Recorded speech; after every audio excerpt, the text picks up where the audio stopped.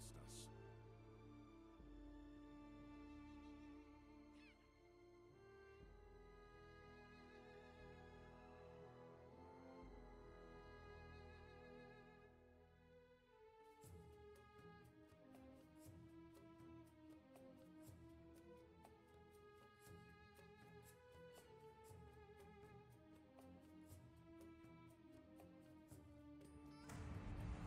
It's all according to plan.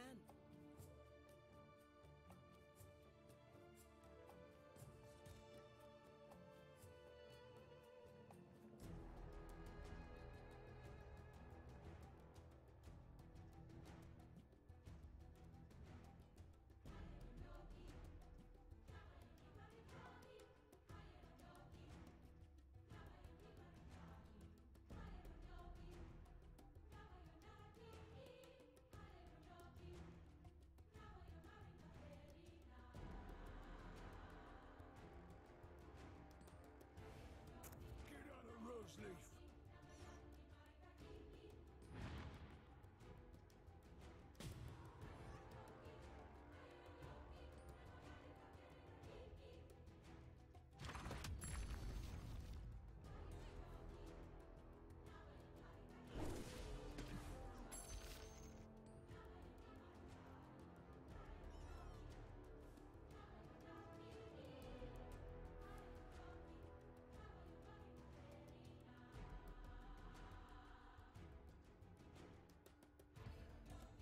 Now bring me a tree man.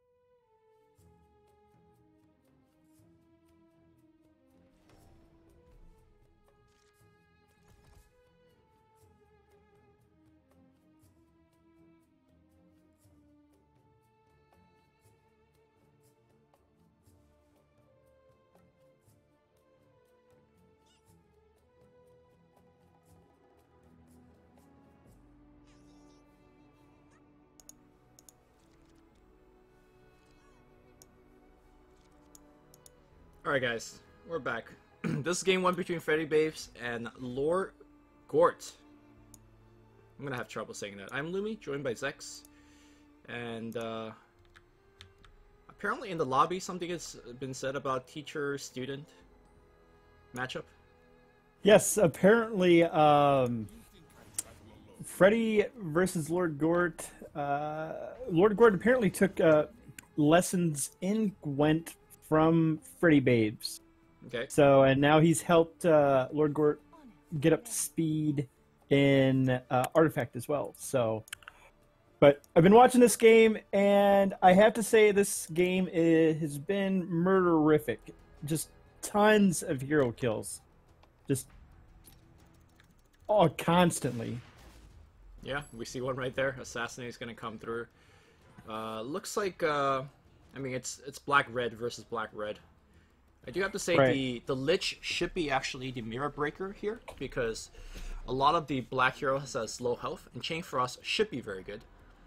With that said, Yeah. though, I was kind of watching one of the earlier rounds, and it made me think that lordgort was perhaps making a couple of misplays. I don't know if you've been noticing that yourself.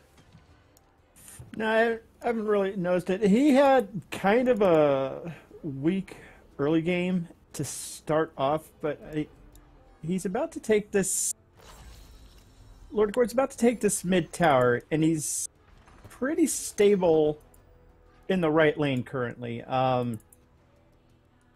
His massive problem is that left lane with Muffin, Donut, and Cupcake being called out by the double Beastmaster in his deck. Well, he could probably chain for us the creeps to push and port one of his heroes out. Yeah, so it seems like Lord is having trouble finding a second tower. It looks like we're going to see Thunderstorm instead, which probably makes a lot more sense. Although I think Thunderstorm might need to be reserved for the left side. I think what I would have done is to start the turn off by using Teleportation Scroll on the Ogre, and then use Chain Frost for initiative and board clear. Because I think he just might die here on the left side. It is, yeah, it's definitely possible. I don't. Let's see. He's got 9 mana. Yeah, coup de grace the Lich, and then drop the Disciple. And oh, I don't think he dropped the Disciple here. There's no reason to. He's not gonna. That's a good point. Well, I guess if he drops the Disciple, he'll be within 1 of a tower. But I think he's much more likely to drop the Disciple on the left side and go for the 80. Because 3 heroes are dead. Yeah, and one of these, I think one, yeah, it looks like Freddy's deck. Yeah, Freddy's deck has 4 Disciples in it. Yeah, that's a lot of Disciples. Our next game coming up, there's 5 selfish clerics in there. And that just seems nuts.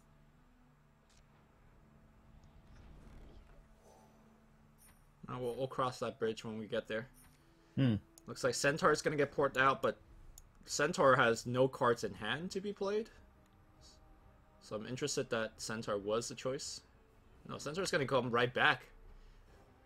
He's definitely not respecting the 80 potential. And like you said, there's, what, 4 Disciples? Yeah, and he's only had the 1 in hand. So he's getting closer and closer to just top decking that. Okay. Well, did not top deck anything for here. I think he's also okay just to start assassinating on the last lane, although I guess none of these guys actually die to assassinate currently. It's also okay just holding initiative and just passing. I heard a roar. Yeah, that was on the Marrowfell Brawler. A roar just to save his cat? Oh, okay, to do this. Now, the danger of doing this is that you just gave your entire board -2 armor, and Chain Frost or Thunderstorm loves that. So he needs to play for initiative very carefully.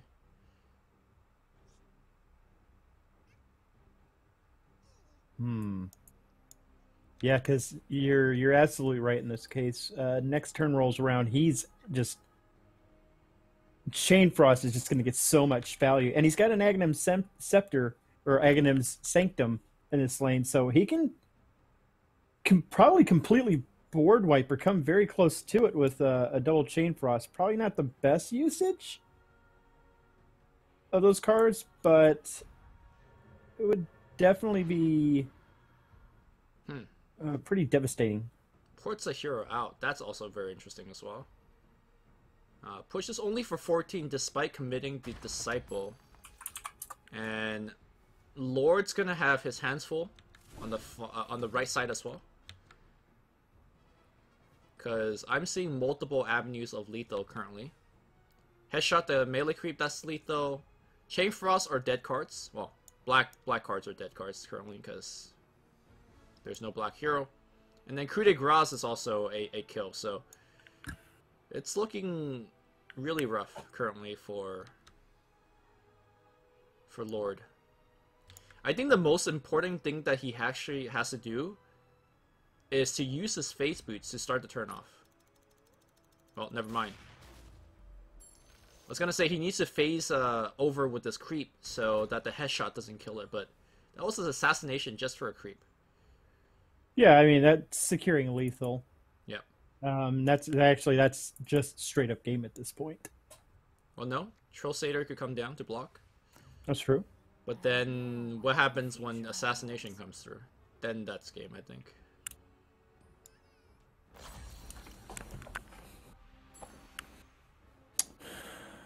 Is there any ventriloquy in the deck? Oh, no, no, no. Well, Yeah, there you go. Cunning Plan only takes He- one. Lord Gort has multicasted various cards 6 times, maybe. Every time, it feels like every time this game that Lord Gort has cast his, he has gotten the multicast off. He's had that foresight in his hand the entire game. Okay. The score right now is 0-0. We're watching the first match. This match has gone on very long for a black-red mirror, essentially. 10 turns. Yeah, we're definitely into the late game here. Freddybabes, though, if Lord Gort can somehow hold out, I don't think he can, but if he can somehow hold out, Freddybabes' hand is really, really weak.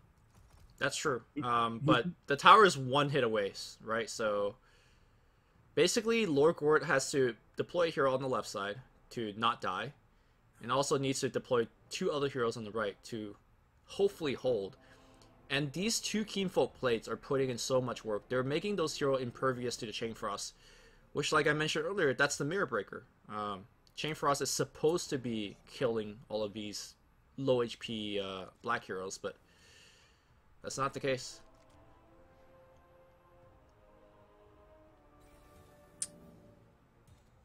You are correct in this. And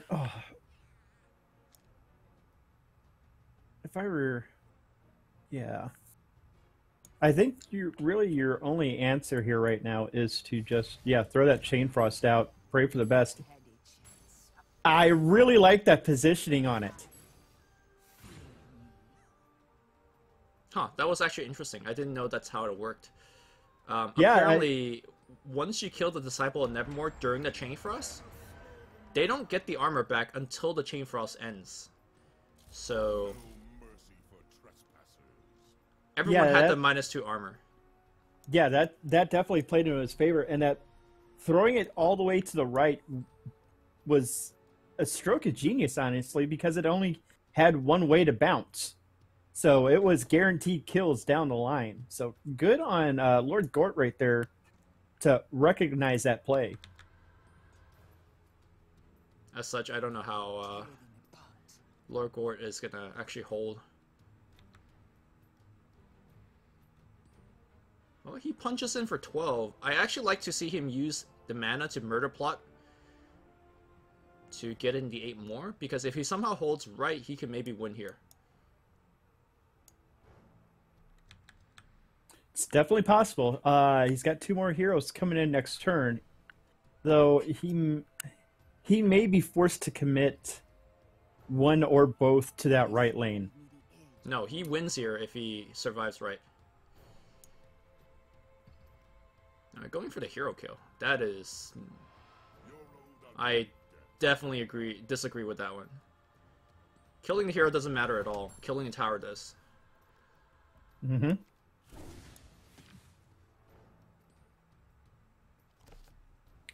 Got to see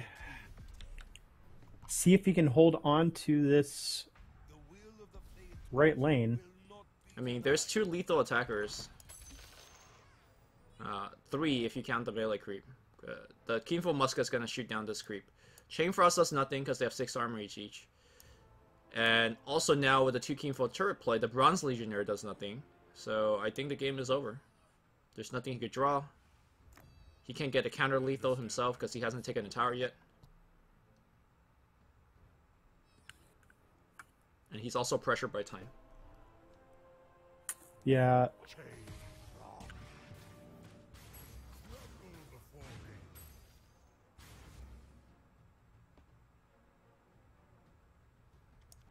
Some sad Chain Frost. Indeed it is. Yeah.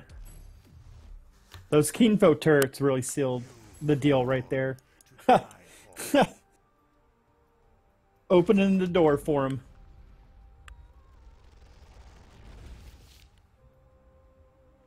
So yeah, that was actually a pretty long round 1 right there, despite it being a mirror color match for the most part. Those like you said, those stone hall plates were really effective in securing the game for Freddybabes. All right, let's jump into game 2. I only watched bits and pieces of the game 1, so I can't really give too much analysis on that. The way Freddybabes was going in the early game, I thought that game would have been over a lot quicker than what it was. Ooh, good arrow. It is interesting to see Lord is starting Ogre instead of Sorla Khan on the deploy. The only card that he casts is the Cunning Plan and the Ignites, which I guess makes sense, but Sorla Khan just hits a bit harder when it comes to the towers. Now, Freddybabes decided that he wanted to double up on red in these lanes, so we might see him do that again in the first lane. Being able to put out 2 cats every couple turns seems pretty good, but he commits it to the mid instead this time. He definitely needs to go mid, because Sorla Khan is very likely to go there, and you don't want to give her a free lane to hit the tower. In a rare moment, Sorla's going to actually be able to hit the tower. Turn 1 Stone Hall plate. So that's a hero that's never going to die to Chain Frost. I am surprised that that was committed on the Beastmaster. Because Beastmaster naturally has very high health already, so he's already very good against Chain Frost. I thought it would have been better on the PA in this lane. Yeah, he had one on the sniper that last game too, and we saw how effective that was. So it just completely removed the option of the Chain Frost. We might see a Whirling Death come down. Nope, decides to hold it. Okay, so that was an interesting play. I'm not sure where he caught it. Freddybabes played his gold mine upstream to not get the 3 gold right now, to play around the 1 copy of Smash the Defenses. Not sure if I actually agree with that play. I think it's one of those things that you just play it, you get the 3 gold, and if they have to smash, they have to smash. Because likely they're going to smash it eventually anyways. However, I think this one might be one of the few exceptions, is because both of lordgort's heroes are already deployed, the red ones. So by playing in the first lane, you don't get the 3 gold now, but you know it's going to be safe from smashes for a long time. Yeah, and that's probably why you played it there. I mean, that's definitely why you played it. That. But it's just it's risk and reward. I've only heard people talking about playing it like that, but they rarely do. This is actually the first time I've ever seen that play being made.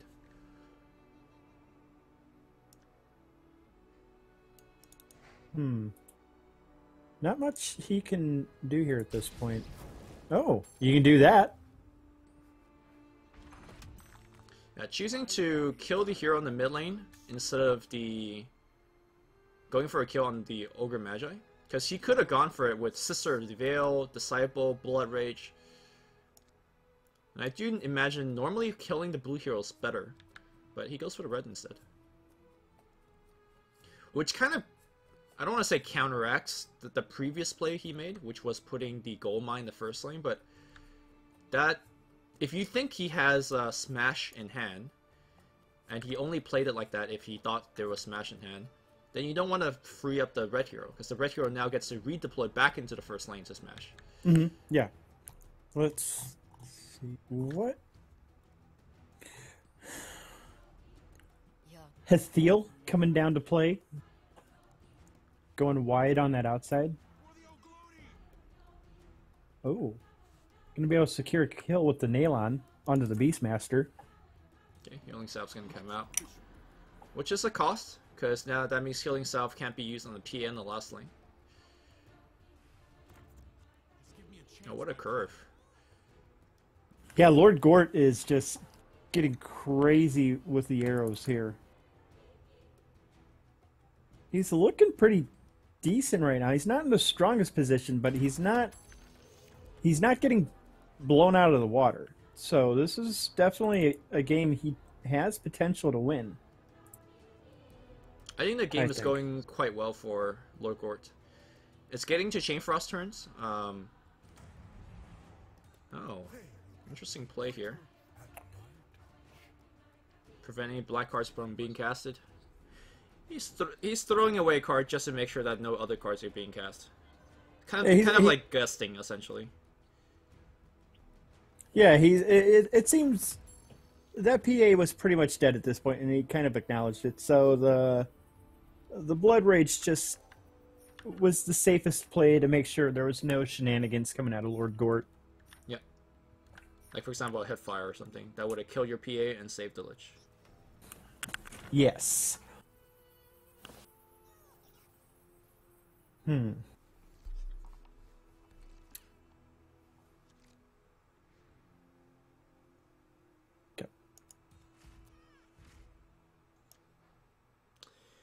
Cunning Plan Ignites available. He probably needs to start the turn by playing the Assassin's Veil, or else the headshot's going to kill him. Oh. It's going to just give the free kill. Okay. Not sure if I agree with that at all, because I don't know where else do you need that Assassin's Veil. But yeah, okay. I'm not sure either, but he calls out muffins. And yeah, I just felt like the assassin. Oh, and it's going to be very costly. He just loses the tower off of that. Yeah, not going with the safe route and just giving your ogre extra health in that case. I'm very curious. Coming back. Yeah, I'm very curious whether he just forgot or that was a strategic choice that he made. And if it was a strategic choice, that is a very interesting choice. By the way, this is a very important arrow that Lordgort got. It's a very unfortunate arrow. Yeah, he's going to be forced to swap the Sorla out, maybe with the Nalon. They'll ensure pass. I mean, here's the thing, though, right? If he didn't get the arrow, he attacks straight, and it's forced on Freddybabes to act. And let's say Freddybabes makes Call of the Wild, summons the board to land in front of Sorla, then she could use the face boot to swap, and then guaranteed the 12. Very good point. Now you have to spend a card for it, which I don't know if he wants to. Also, this is the other thing I noticed about Lord Gort playing the previous round, is that he's holding on to his card way too much. When you're playing a 3-color deck, just spend the cards. For example, I would easily Hitfire here, or I would easily use Murder Plot just to go straight to the face. Right, yeah. Well, now he's got an option to swap Sorla out. Well, he's still got 6 mana, so there's nothing he could do. I'm surprised he didn't swap. After that board came down, I'm surprised we didn't see a swap out of him. Alright, he's also not playing a Bronze Legionnaire, and that's more understandable. He's playing for initiative. And despite the fact that he's lost the tower on the first lane, he still needs to deploy at least Lich back in there to worry about the 80. And you probably just lob a Chain Frost out. Probably right on the Sniper.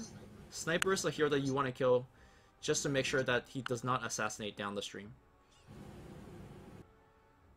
Yeah, that's a pretty good choice, honestly. It's gonna do that. Chain Frost is gonna do an awful lot of damage once it comes out. So we'll lose the Hellbear Crippler, the Jungle Cat.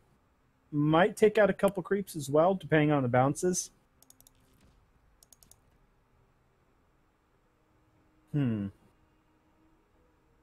Yeah, with the -2 armor on Sniper, the Chain Frost only need to hit him twice. Because each Chain Frost is hitting for 5.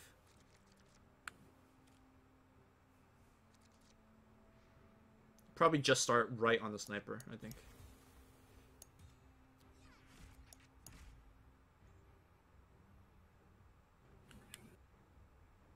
Another good arrow from the Hellbear Crippler. Not gonna matter in the end with this Chain Frost coming out. Okay, we're gonna start on the far right again, and because with the -2 armor... Wait. Oh no. It did not kill, because he killed the Disciple first.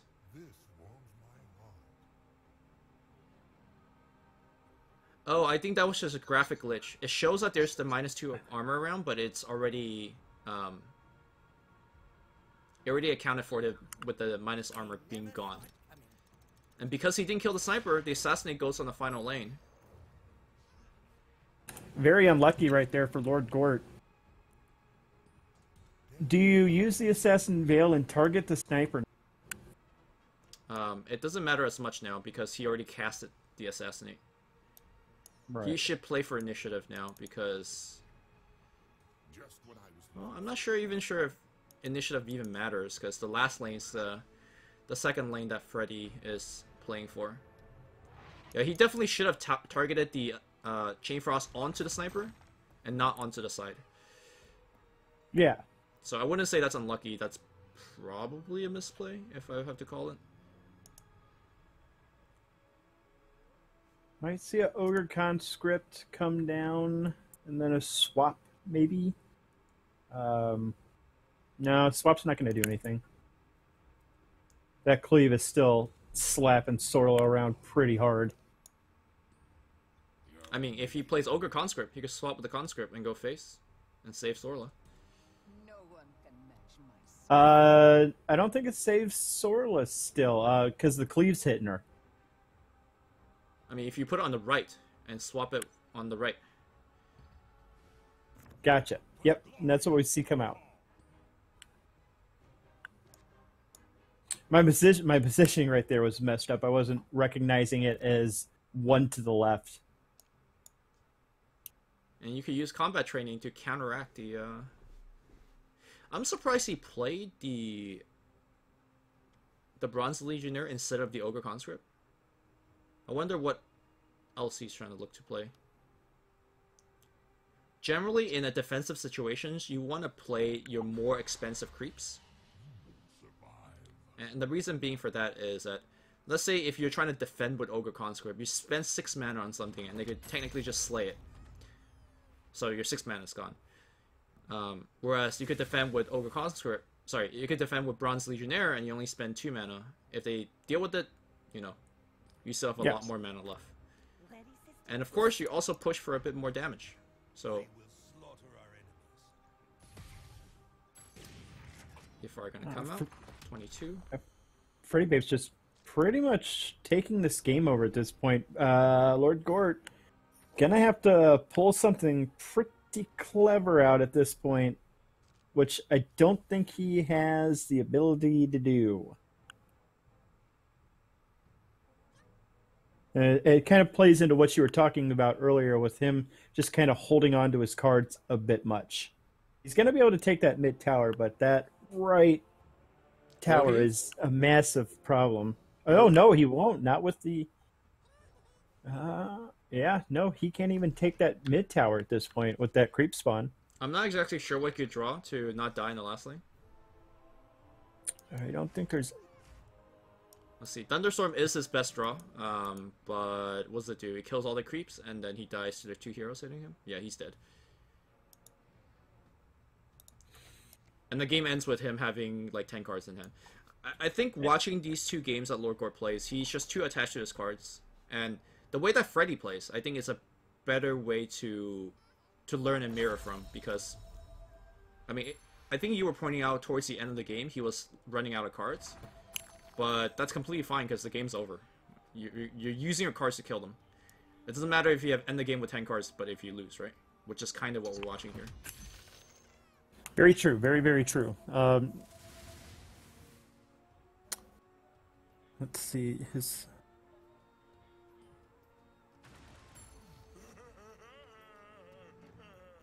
Oh, he actually technically survives with... Okay, there you go. He was going to survive. Yeah. Oh no, he still survives somehow. I mean, there's swords. But the broadsword, yeah. No one can survive my wrath.